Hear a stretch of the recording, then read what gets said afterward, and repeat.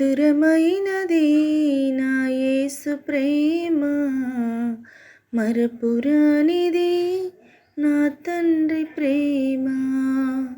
మధురమైనది నా యేసు ప్రేమ, మరపురానిది నా తండ్రి ప్రేమ.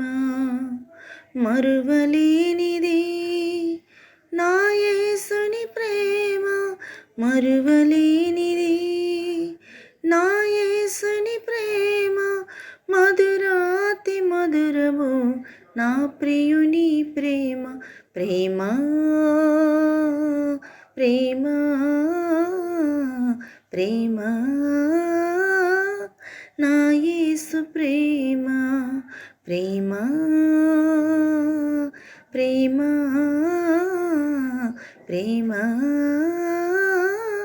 నా యేసు ప్రేమ.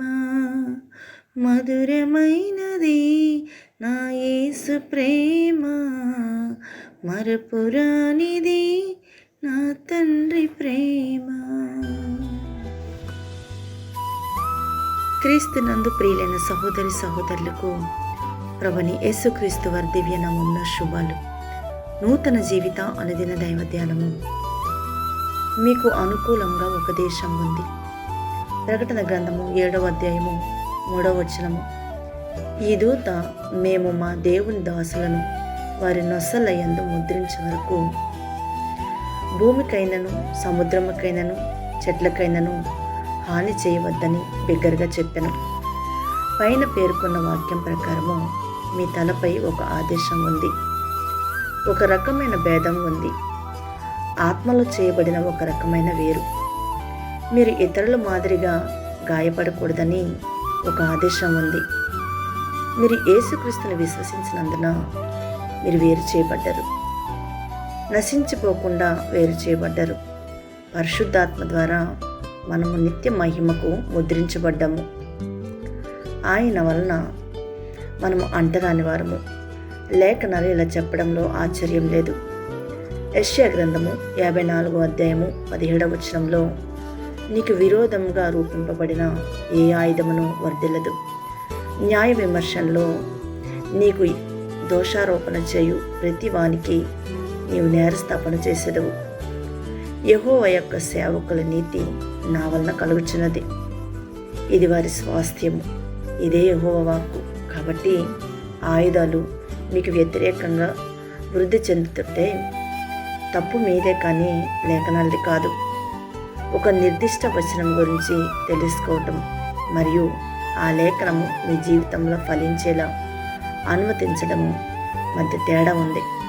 నా ప్రియమైన నీవు పొందిన పరిశుద్ధాత్మ వలన నీవు దేవుని ఆమోదము, ఆయన అధికారము మరియు ఆయన రక్షణ పొందావు. కాబట్టి ఇది భయపడటానికి సమయం కాదు. యోహాను సువార్త 3వ అధ్యాయము 16వ వచనంలో దేవుడు లోకమును ఎంతో ప్రేమించెను కాగా ఆయన తన అద్వితీయ కుమారునిగా పుట్టినవాని యందు విశ్వాసముంచు ప్రతివాడును నశింపక నిత్య జీవం పొందినట్లు ఆయనను అనుగ్రహించెను. కాబట్టి లోకంలో ఏమి జరుగుతున్నది పట్టింపు కాదు. భయపడకము. బైబిల్ చెప్తుంది ఆయన యందు విశ్వాసం ఉంచువాడు నశింపకూడదు. మీకు ఒక ప్రశ్న, మీరు ప్రభువైన యేసుని నమ్ముచున్నారా?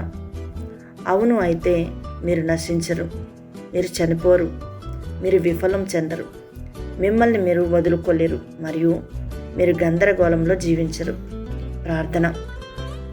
ప్రియమైన తండ్రి, దేవుని వాక్య శక్తిలో నా విశ్వాసం బలపడింది.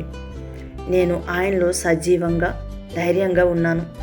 నేను యేసు నామములో నేడు మరియు ఎల్లప్పుడూ ఆయన ద్వారా జీవితంలో విజేతగా పరిపాలిస్తాను. ఆమేన్.